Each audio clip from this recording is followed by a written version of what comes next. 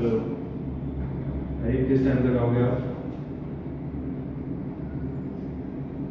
Okay okay fine fine, जल्दी मिलते हैं।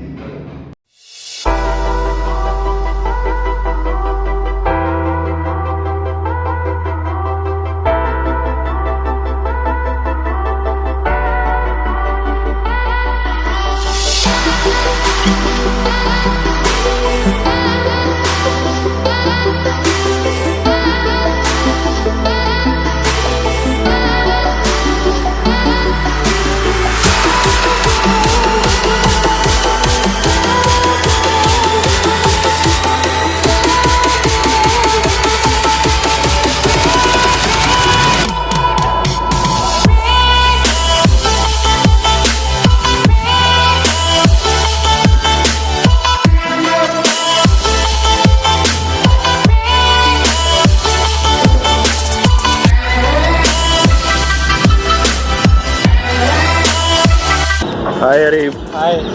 Hey guys, this is Vivek Sani and you're watching Vivu's Auto Vlog. So I am with my younger bro. Your name please? My name is Sabir Arif Rahman. So Arif Rahman आज मेरे साथ में है and there you can see his Innova Crysta. It is basically a G variant यानी कि GMT manual transmission है. Innova की थोड़ी सी हिस्ट्री जान लेते हैं. It is the second generation Innova which we will be driving today and the first generation is 2004 में जो आई थी. उसके बाद में केवल फीचर्स अपडेट आए थे उसमें या फेसलिफ्ट जिसे कह सकते हैं. प्रॉपर जनरेशन चेंज नहीं आई थी. Toyota Qualis and the other one was Chevrolet Tavera, जो दो गाड़ियां थी उस time. This is called a pure MPV multipurpose vehicle and family purpose vehicle है. बट इसके डिज़ाइन एंड इसकी डिज़ाइन फिलॉसफी, इसकी ड्राइवेबिलिटी या मैन्यूरेबिलिटी की वजह से it has really started counted itself in professionalism as well. तो कहीं ना कहीं पैसेंजर और कमर्शियल में ये कंफ्यूजन पैदा करती है. बहुत बार ऐसा हुआ है कि लोग केवल कंफर्ट जोन को देखते हुए या शॉफर ड्रिवन को देखते हुए इस गाड़ी को कंसिडर करते हैं. So without just wasting any time, Areeb, let's start this video. Yeah.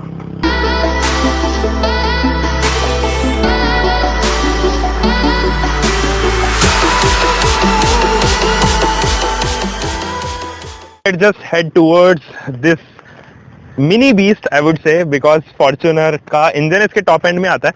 शुरुआत करते हैं फ्रंट लुक की. तो फ्रंट लुक में you can see the chrome strips. These are not purely chromes but yes कुछ ऐसे ही फील कराते हैं क्रोम जैसे. आई वुड से कि सिल्वर ट्रीटमेंट यहाँ पे दी गई है. This is purely a Chrome treatment of Toyota. और देखें तो यहाँ पर एयर डैम है, काफी बड़ा सा एयर डैम है. And if you see at the headlamps here, the headlamp unit is not a projector unit because it is a base variant, but you can see the strips of chrome coming all across and it is continuing from the here onwards. यहाँ पर halogen lights use की गई है. नीचे अगर fog lamps की बात करें, बेस वेरिएंट में फॉग लैम्प्स नहीं आता है.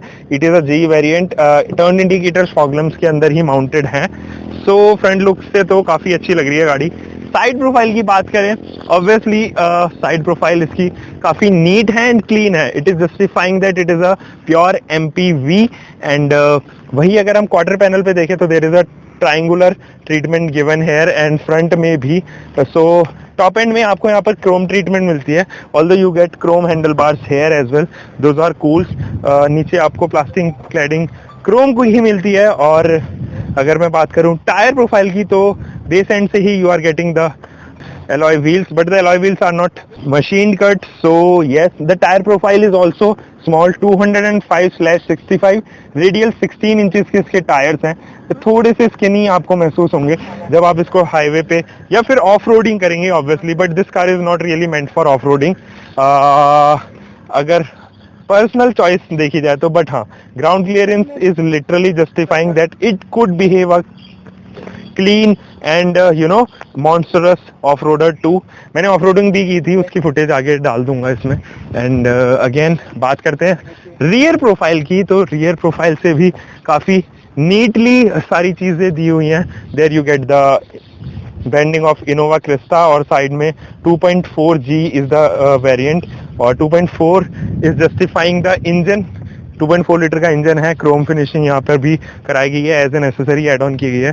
There you get the defogger and the spoiler is really cool.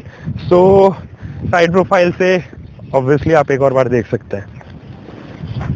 you don't get a Fox skid plate there, तो वो नहीं है, लेकिन हाँ you get a extra spare wheel जो नीचे की तरफ माउंटेड है, वो अंदर नहीं दिया गया है. So let me just take you inside. यहाँ पर आप देखोगे तो plastic quality is really nice. Just you get a speaker. There isn't any tweeter in this variant. Silver treatment here as well, or cream treatment I would say.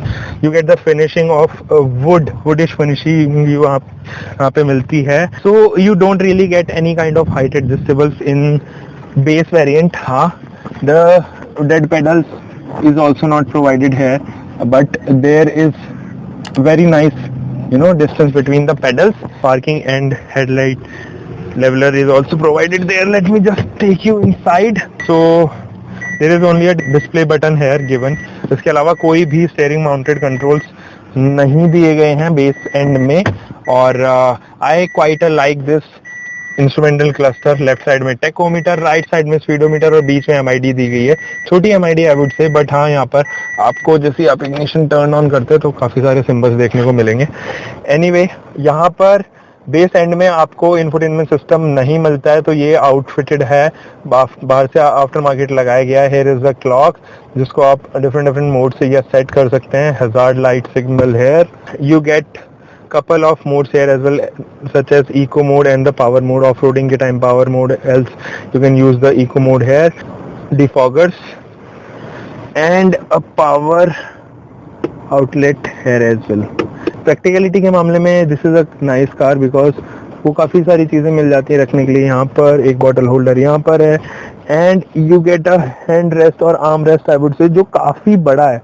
Armrest मुझे इसका काफ़ी पसंद आया. It is not an adjustable armrest, but yes you can store a whole lot of things hair.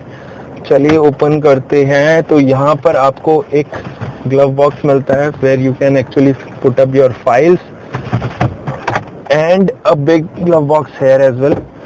यहाँ पर आप काफ़ी सारे सामान रख सकते हैं. Water bottle holders, and again the treatment is very nice. Interior के मामले में this is one of the best cars I have ever seen under 18 lakhs, and AC vents काफ़ी cool है and काफ़ी powerful है, मैं ये बोलूँगा ज़रूर. तो अभी अरीब वहाँ पे बैठे हुए हैं. It is the minimum distance and the maximum distance. Maximum distance मैंने अपने साइड रखी है, तो अभी मैं अंदर आने की कोशिश करता हूँ. And ingress is obviously very easy. So you get a whole lot of space, बहुत ज़्यादा स्पेस. अगर मैं मिनिमम की बात करूँ, there is a hook provided here in the base variant as well, and यहाँ पर आपको AC वेंट्स मिलता है. तो क्लोजर लुक दिखा दूंगा, but under Thai support is very nice I would say. तो लॉन्ग डिस्टेंसेस में आपको कुछ भी प्रॉब्लम नहीं होने वाली है. हाइट रूम, हेड रूम भी काफ़ी फिनोमिनल है, बट स्पेशली लेग रूम ने मेरे को रियली इम्प्रेस किया है. अरीब का भी लेग रूम काफ़ी अच्छा है, you can easily see. And अगर मिनिमम एंड मैक्सिमम देखोगे तो उसमें तो शॉपर ड्रिवन के लिए तो इट इज़ द बेस्ट. नीचे आपको 12 वोल्ट का DC सप्लाई भी यहीं पर मिल जाता है. So yes, these are the captain seats, and इन सीट्स का लॉन्ग ड्राइव से अलग ही मज़ा रहता है. Third row does not comes with enough space. Leg room बहुत कम है थर्ड रो का, और 5 फुट 10 इंचेस से ज़्यादा हाइट के पर्सन यहाँ पर कंफर्टेबल फील नहीं करने वाले, specially on long distances. Short distances के लिए कोई प्रॉब्लम नहीं होगी. हाँ, this is the best place for kids. So guys, अब चेक करते हैं इसका boot space. Although it comes with 300 litre of boot space, जो काफ़ी अच्छी है. 300 लीटर्स की बूट स्पेस अगर आप 8 सीटर में देखोगे तो it is one of the best in class. So yes, अगर आप XUV 500 की देखोगे बूट स्पेस, तो it is not really present there, और हेक्सा के भी कुछ खास सूटेबल नहीं है. But this MPV has literally got a lot of space here. The moment you put this down, तो आपकी बूट स्पेस और बढ़ जाती है. Yes, I am having a golf bag, काफ़ी भारी है, but it can be stationed here.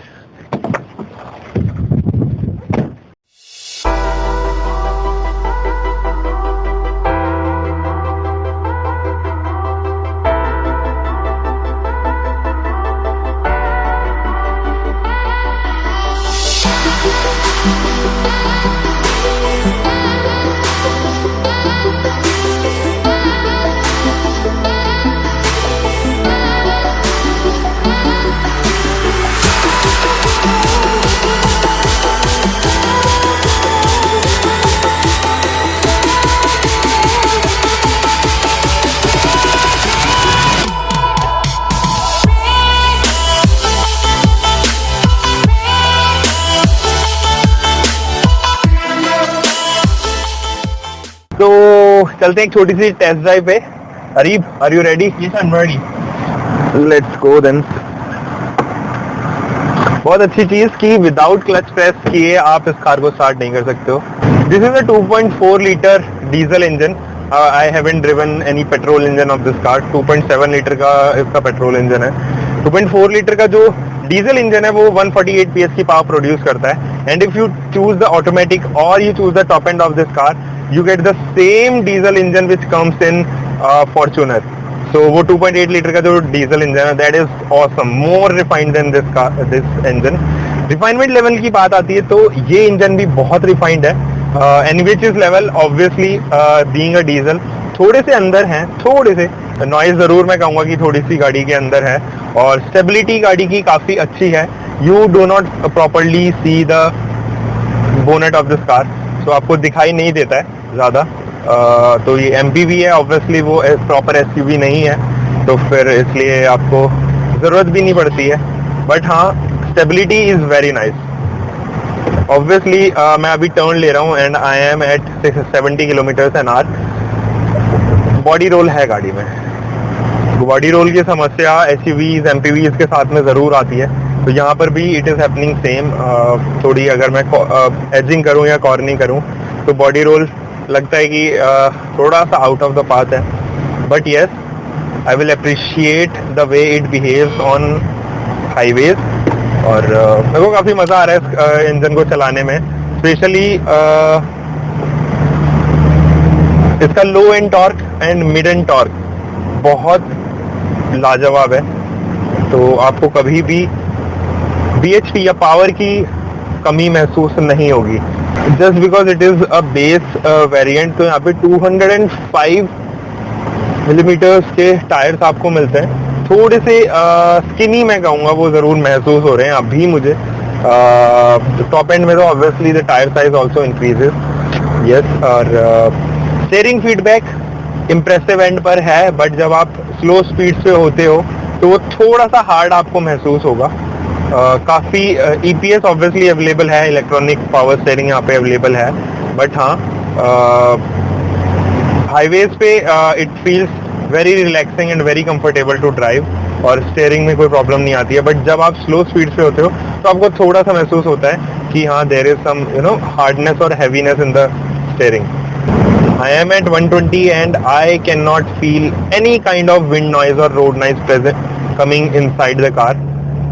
The AC is very efficient. Obviously the compressor size is bigger, so you never feel hotness in the road.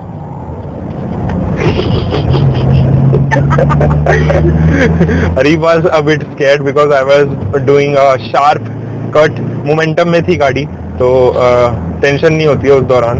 But हाँ, अरीब बहुत slow drive करता है, तो इसलिए so this car obviously comes with ABS and EBD, तो आपको breaking efficiency काफी strong मिलने वाली है।